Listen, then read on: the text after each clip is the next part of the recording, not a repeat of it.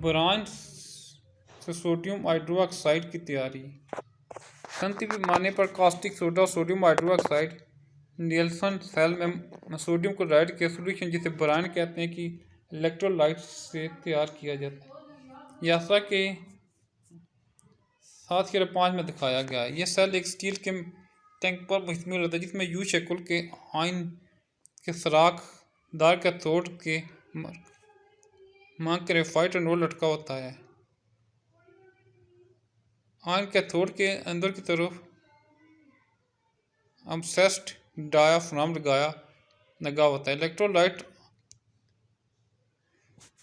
Iron के cathode के अंदर मौजूद होता है।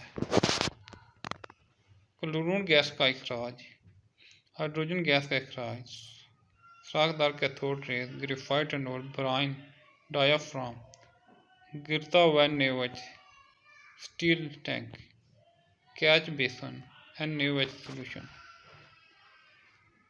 सोडियम हाइड्रोक्साइड की पैदावार की नस्ल सेल।